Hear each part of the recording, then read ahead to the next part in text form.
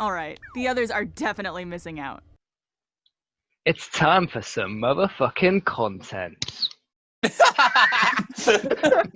Oh, I'm gonna get absolutely destroyed online for doing that. Yeah.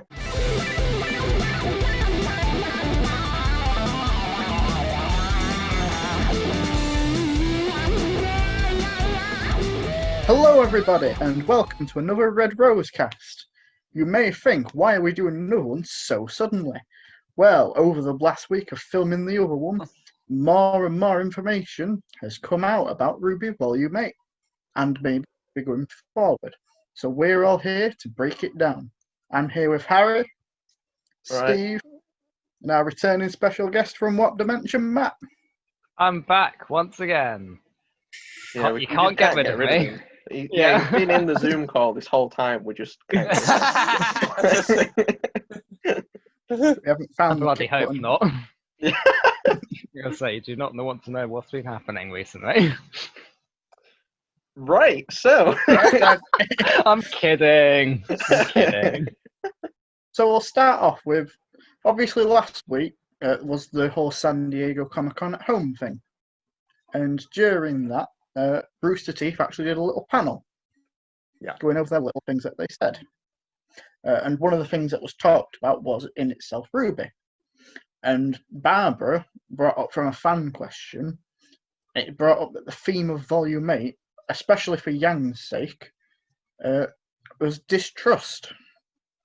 Yeah. And like how maybe they might like, although they might love the person, that does not necessarily mean they will agree with everything with them. So I'll start off to the two Yang cosplayers, whichever one wants to go first. It's supposed to be about Yang. Well, So like do you wanna last time, we'll first, go... Larry? Or Me? should I go first? Yeah, you You go go first. first. We've got to go around the circle. Are you Otherwise, sure I chaos won't ensues. steal what you're gonna say? If you do, I'll just get mad at you and it'll make great content, so it don't matter. I see this as an absolute That's win. true, that's true.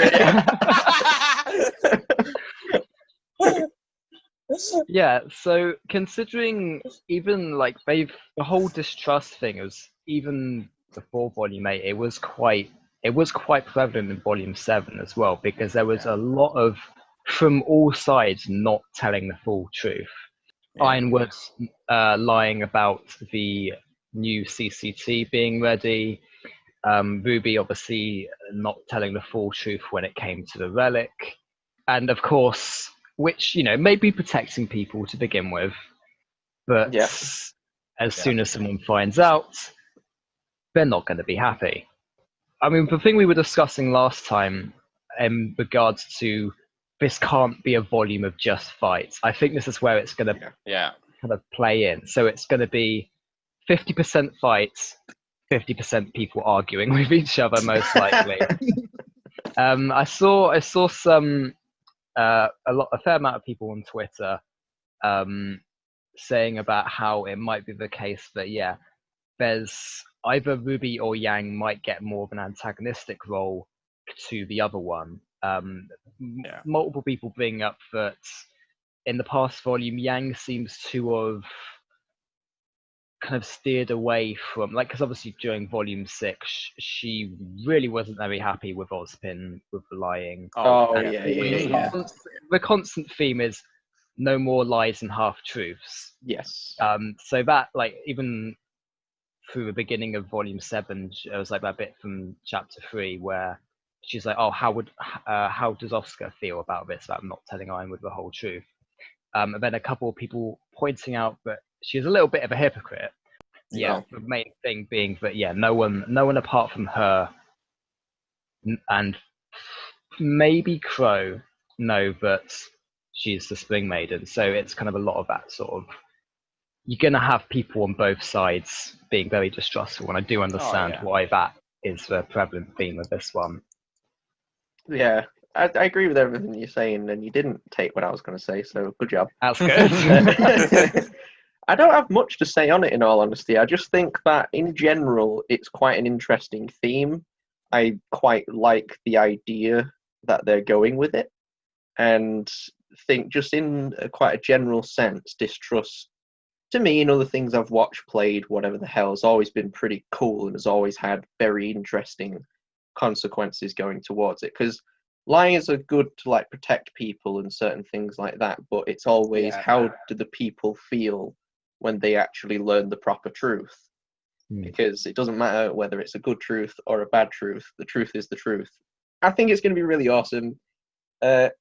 Just because Barbara said it doesn't mean it is just going to be exclusive to Yang. I think that's going to be given in a certain way to everybody, like especially Ironwood, probably even like Ozpin and Oscar, maybe. Like I could see them not telling them like there's something that even we don't know, maybe. I'm honestly not too sure. Yeah. But yeah, I'm excited to see what they're going to do with it, and I would love to see some like inter-team tension between Team RWBY. I think that would be awesome to see. So yeah, Steve's. Well, when I first heard it, what I was thinking, what first came to my mind was the fact at the end of Volume 7, it seemed like Ozpin was back with Oscar again. Yeah. And as far as I would assume, Ozpin is the most like helpful person that we know of to help even back away Salem with her forces. So I feel like he'll be helping, but then there'll be that distrust on whether to actually trust what he's saying. Yeah. Because of all the events of the past. It's a very interesting, because the theme of the last volume was fear and how fear can affect people. Yeah. That's what the ending credits inferred. To me, it would be to then go on to distrust. It was very interesting, and I hope I do want, so as you said, Harry, I do want a little bit of like tension between Team RWBY. Like we don't want happy and friends, but at the same time, I just hope they don't make the same mistakes and just divide them up and have them all split up for the entire volume. Yeah. Like I want them together, but I want them to effectively see the differences, but work with them there, if you get me.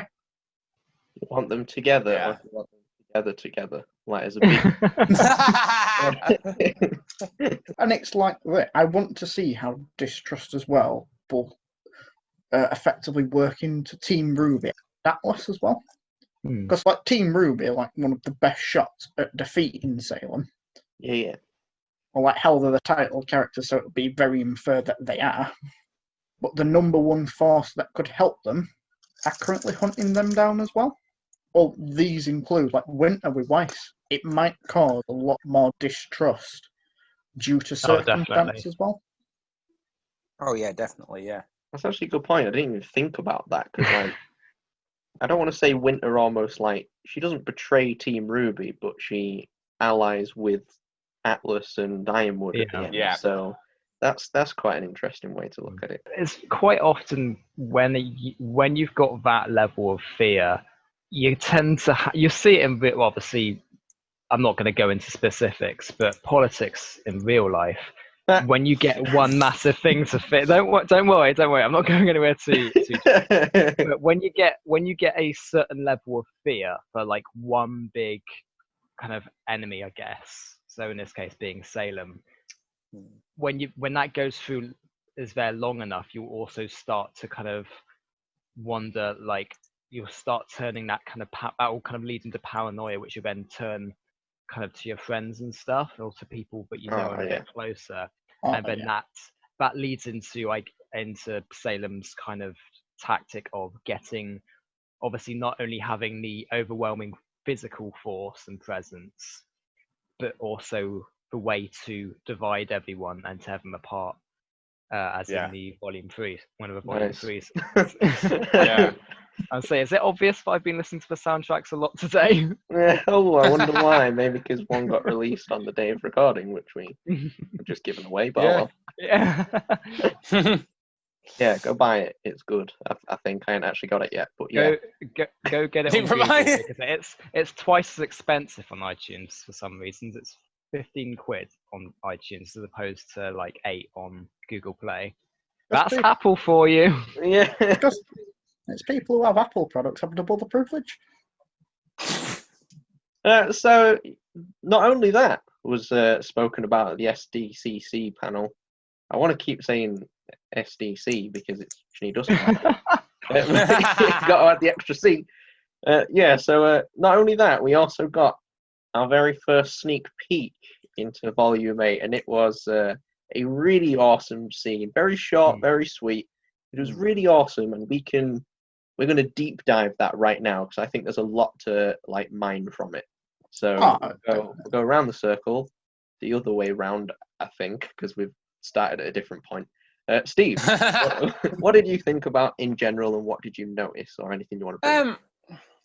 Well, the first thing that I noticed was obviously the fact that Oscar was with Yang, which is obviously a massive thing because last we see of Oscar and Yang, they're totally different places. One's going away in the airship and the other's on the floor. So it's like he's just scattered on the floor somewhere. On the floor. That's how it would have been if Osbin hadn't come back. He'd be scattered all over the floor. So I assume that entails that they're going to probably pick him up on the way, because the fact as well, there seemed to be Mantle, not in Atlas. Yeah, it also did seem that the Mantle was very abandoned at that point. So that's quite interesting that whether that means they've managed to get a majority of them up to Atlas out the way or something. I don't know what that really means in terms of... I imagine it's going to be a very early scene in the volume, though. I would not be surprised if this in episode 1. Because the last sneak peek they gave for last year was the one where there was... I think it was when they was meeting Dean and Dudley. I think it was definitely in the train station at the very... It was in the train station. Oh, it was when Ruby gets the gift for Yang. That was what. That was the Volume 6 one. Yeah, but even the sneak peek that we had last year was the little fight that we had before they. Yes, of course it was. Yeah, I'll get mixed up then. I think for the majority of the time, I think the sneak peeks are of the first or maybe the second episode. I can't remember. I think the only sneak peek that we had for Volume 4 was the new Red trailer. Yeah, the character show. Yes, it was. I remember, Volume 5. I suppose they did all of the other did the rest of the characters. The rest of the characters. Yeah. I guess even Volume 3. I can't remember if they showed any of the Sun versus Indigo. I know they definitely showed the work in progress of RWBY versus Auburn. Was it Auburn? Yeah, because I remember seeing that. So normally I'd say it's within probably going to be the first or second episode. It might, to be honest. I've seen some speculation that it may even be a little bit of a flashback. Because interesting. It just the general demeanor of the characters. Unless somehow, by some absolute miracle, they hadn't seen the flipping massive grin which is approaching Atlas, I wouldn't have necessarily thought they'd be that happy, apart from Yang, who would obviously you see a motorbike and instantly going, kind of thing. But even there's been some people saying that, obviously, because since it's work in progress, there could be a lot of kind of background effects, like people pointing out that the sky doesn't really have any kind of specific look to it, so it might be that the background just not rendered properly. I don't know. I guess just to kind of save time, just so that it doesn't take because I don't know how long it takes to render each frame for God RWBY, knows, but with animation it tends to take quite a while, and obviously the more layers you got, the more time it will take to do that. So they might have just taken away the less important layers. What I will say though is the second that Barbara was like, "Oh, if you like Yang, you'll like this teaser." I was kind of listening to a podcast with my legs up on my phone, and I go like that. That's pretty much that's an exact recreation of my reaction. I'm surprised I didn't fall off my chair that time, or when I just relaxed it. To be honest. God, think of the content you missed out on. Oh, God. I'll do another take of it. Just fix it in post, Photoshop it. Jordan, what did you have anything to say? It was very interesting to show them the clip that they did. Because as you said, or as they've said, they're very happy in it. It's like it's almost a flashback. The things that are very interesting, and even if it might not have rendered, the fact, A, that it's daytime, which means it takes place after the attack if it hasn't been rendered. Yeah. B, that there's no Grimming Mantle anyway, but again, could be a factor. C, the fact that Nora's not with them, which is the weirdest part in my opinion. I don't. If this is the early episodes, it could have potential warning flags. Because as you say, Salem's here, and as we said in the previous podcast, you don't want them to just basically kill Salem in 2 episodes. Yeah. Yeah, or even the first. You know what I mean? Like this thing is presumably going to take a while, or surely. Is what I'm going to say. Unless they go with a end game kind of thing where they kill Salem immediately, and then an alternate timeline, Salem comes back somehow. Oh no! Going with the Marvel theme again, considering from last time. Yeah. That won't work. I doubt that was happening. Highly doubt that. In a way, it's good because it shows there will still be bits of humour in the show. Mm-hmm. But also scares me a little bit with the tone of it. Because as you say, if Salem's just attacked, you're not going to have going, woohoo, free, let's go on a bike ride. That's true, yeah. Yeah, I get you. See, pretty much everything that's been said is what leads me to my belief. Even though previously we have been shown clips from either the first, probably second episode, or just character shots, it leads me to believe that this is not that because of every reason that we've spoke about. So basically because, I acknowledge that it's probably not a finished piece of animation, but even so, like, it's still like light, it's still quite a bright sort of environment despite the fact that it's a mantle. So presumably again this takes place during the day. If it was in the middle of a huge battle, they wouldn't be like bikes, you know what I mean? All right, maybe Yang would be a bit like, oh yeah, this is cool, but would still be focused on what was going on because obviously it's a very big event. So it's quite interesting. As John rightly said, Nora's not there, which I do find a little bit odd because Jean and Ren are, and it seems we've not really seen the remnants of Juniper really split up much, so that's quite interesting to see. Nora's gone off to look for a backstory. Yeah.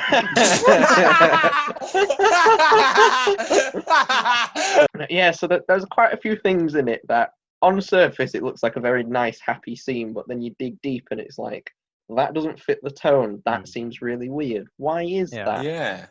That's why I kind of do not strongly believe, but I think personally it's very likely that this isn't the first or second episode. I think it's a later episode, which arguably explains why it's not been completely rendered yet. Because it's still in the works, because it's a later episode. Ta-da, magic. Something else that I saw pointed out was in regards to like, if you see the only other 2 times that someone else has been riding on the back of Bumblebee has been Neptune and Shady Man. Where they've both been at the back with their hands on the back, kind of leaning back quite a bit. But you notice Oscar is kind of like clinging to Yang quite tightly. So the 2 things they pointed out: one, it seems like Yang has certainly come to, even from the previous volume, has come to the conclusion, Oscar is a different person from Ozpin and treats him differently. Maybe at this point, maybe Oscar hasn't necessarily told everyone that Ozpin's back. Maybe he has, who knows? Yeah, we don't know. But she kind of seems to have like adopted him as a little brother kind of thing. Because I don't see any other male character being able to hold on to her like that and get her hair in his mouth. I found that quite funny. Like, that was actually pretty imagine great. Her being a bit angry at that. But yeah, even that is like, that's a kind of comedic moment. And even like the whole riding up the building, Yang doing some more collateral damage as usual. As you- It wouldn't fit the theme of like before a massive battle or during a massive battle, maybe way before or way after a battle. I don't see it being anything in between. I've just got one thing to say, which because I just quickly rewatched it and I realised straight away something I completely missed. There's a like either robot or like prosthetic hand in the background, which makes me think, could that have been Pietro's workshop where they get the bikes from? I could see, yeah, maybe, because considering how kind of technological he is, he could have. I'm good to get out that clip. Yeah, more like it could be Pietro's workshop. I mean, it makes sense. I mean, he does like you said, he seems really good with his technology. It makes sense. He could be work. They do seem a bit uncolored, so it could be like prototypes or something like that. Yeah, But I imagine it would be. possibly, yeah. But even so, it is pretty freaking cool. Mm. And I am looking forward to seeing that fully rendered, though, to see what actually happens. And just, I'm waiting until Yang steals it and then just paints it yellow and it's Bumblebee version I would 2. say when I get round to doing my Bumblebee plan, if a bike, not the ship, that is, I'm going to be looking forward to running around conventions, just flipping that on the wall, just driving off kind of thing. I can just imagine a BMX bike. So, in terms of other RWBY news, Aaron's been at it again, and she's kind of revealed some stuff that, it's interesting for people like us to deep dive into the sort of stuff that she has shown / said. So, the first thing is that a while ago, she posted a picture. I'm not 100% sure where. I just remember Jordan sending me it. Instagram story. All right, we'll say Instagram story, and then it might not be wrong. And it was basically a picture of her saying how she has finished the recording for Blake's lines for Volume 8. However, the thing that everybody coined onto in the image, which will probably be on screen now, the thing that most fans coined onto was the box of tissues that was on the desk that in the same room where she was where she was recording. This is going to be so hard to edit. So, I mean, the general consensus is that it could involve crying, which is obviously a very emotional response to certain things, especially when you're just saying them. So we'll go around the circle and we'll go around it the normal way this time. We'll go to Matt first. What do you think about that? What are your thoughts? Do you agree, disagree, whatever? Yeah, I mean, I'd say I wouldn't have been surprised to see it happen. I mean, considering I assume they would have run through it in the rough kind of order that in terms of a script, like they would have started from Volume 1 and ended up with a finale. Sometimes that doesn't always happen because we know that some scenes get written and voice recorded way before other ones. Like we know, because I think Volume 7, I think there was one line that took them forever to do, which was to do with Ozpin's speech at the end. Like the finale, it could be halfway through. We don't know when it could have been from. But I mean, considering what we were talking about last time and the scale of the fights and the fact that we've got the big bad here, I wouldn't have been surprised if it was like a main character death. I'm not sure who it could be that would make Aaron crying as just from the reading the script and everything, or it could be maybe part Blake crying, maybe both. So if it was Aaron crying, I assume it would have to be a character that she would like. So it might, to be honest, it might not even be a death. It might just be like a massive argument between two characters or really emotional moments which just kind of got to her. That's good. Very much so. Because even if it was, say if it was just Blake crying as a scene, that kind of limits to who it could be that would die, because obviously Blake being a Faunus, spoilers, Atlas not having the best kind of view on Faunus, there's only a limited number of people that she would cry for, that she would potentially cry for. I think I don't think.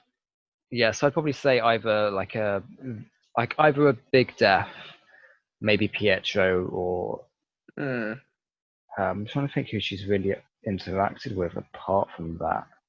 So yeah, either that or some kind of big argument. Maybe Ruby and Yang getting into an argument, or maybe probably put my money on that one the most in terms of arguments between the main characters. There could be a number of reasons why she has tissues there that isn't crying, and it could be not a fake out to stir hype, but maybe a bit of a fake out to stir hype a little bit. Not this thing, but maybe this thing. Yeah. They might do a semi-major character death, like they might kill someone from Team Juniper. Maybe that's why Nora there isn't there in the preview scene. Maybe. Whoa! Holy crap! Yeah, that's really interesting. Steve? Yeah, well, I was thinking along the very same lines as how Matt was thinking, because I feel, especially with the characters have we seen, I think the only time we've actually seen Blake well up, like you said, was the scene with the arm, and I think when she met her parents again after all that time, I think that was the only times we've really seen that happen. But like, I know we haven't necessarily seen this specifically with Blake, but like when we saw Team Ranger come across that guy who was dying, they were quite hardened to the fact of death and to the fact they weren't that emotional about seeing this person die. So like they've got kind of used to seeing like death all the time, that if it was just somebody they didn't know particularly well, I don't think that would make them cry. It would have to be someone that they feel emotionally attached to, so that it's not just, as Jordan says, another statistic. Yeah. Wow, that's a throwback. Yeah. Yeah, I get what you mean. Like, I think what Matt said kind of summed up what I was going to say, which is more just, I almost don't see it as a emotional cry or like a sad cry, I suppose. I don't really know. It's really hard to phrase. In a way, I almost don't see it as a crying to someone dying, because in all honesty, the only character I could actually see Blake like full on crying if they died is Yang or Ruby or Weiss. Yeah. Well, I don't even know if she probably would with like Nora, but I don't think as much as like Ruby, Weiss, or Yang. Yeah. And they're not gonna kill a member of Team Ruby. Like, Jesus Christ. No. Remember how people were freaking out in Volume 5? Oh my god, they're gonna kill us twice. Yeah. It's like, Yeah. Oh my god. Yeah. that was hilarious.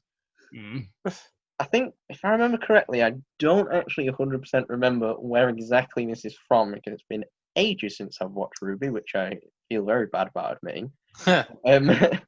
It's just after she fights Ilya. I think that's Volume 5, isn't it? Yeah, Volume 5. Yeah. Episode 10. Yeah, and it's basically after she's effectively beaten her, and then everybody's still fighting, everything's still going to crap, but she's done her best to try and stop it, and she starts crying, telling everybody to stop. I could see that happening, but instead of like the White Fang and all that, I could see exactly what you said, Matt. I could see it being tension in Team RWBY. Like, I could see Ruby and Yang having a massive, like, instead of just having a bit of a tiff, having a huge fallout over this huge thing.